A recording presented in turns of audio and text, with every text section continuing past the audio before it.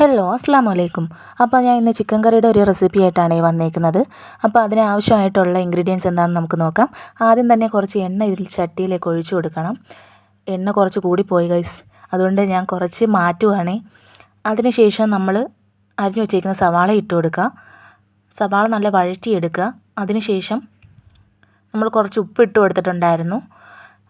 ഇത് വീഡിയോയിൽ ഇല്ല കേട്ടോ, എടുക്കാൻ മറന്നു പോയിട്ടുണ്ട്. അപ്പോൾ അതിനുശേഷം ചതച്ച ഇഞ്ചി, പച്ചമുളക്, വെളുത്തുള്ളി, കൊച്ചുള്ളി എല്ലാം കൂടെ ചതച്ചത് ഇട്ട് കൊടുക്കുവാണ്. അതിനുശേഷം അത് നല്ല പച്ച മണം മാറുന്ന വരെ നമുക്ക് വഴറ്റിയെടുക്കാം. അങ്ങനെ അതെല്ലാം വഴന്നു വന്നിട്ടുണ്ട്. അപ്പം നമുക്ക് കുറച്ച് തക്കാളി ഇട്ട് കൊടുക്കാവേ. അതിനുശേഷം അതും നല്ലപോലെ വഴറ്റിയെടുത്ത് പച്ചമണം മാറുന്ന വരെ വെച്ചേക്കുക. അതിനുശേഷം എല്ലാം വഴറ്റിയതിന് ശേഷം നമുക്ക് നടുക്കൊരു കുഴി ഇട്ട് കൊടുക്കാം. അതിനകത്തേക്ക് മഞ്ഞൾപ്പൊടി ആവശ്യത്തിന്, മുളക് പൊടി 2 ടീസ്പൂൺ, അതിനുശേഷം നമുക്ക് മല്ലിപ്പൊടി ഇട്ട് കൊടുക്കാം ആവശ്യത്തിന്.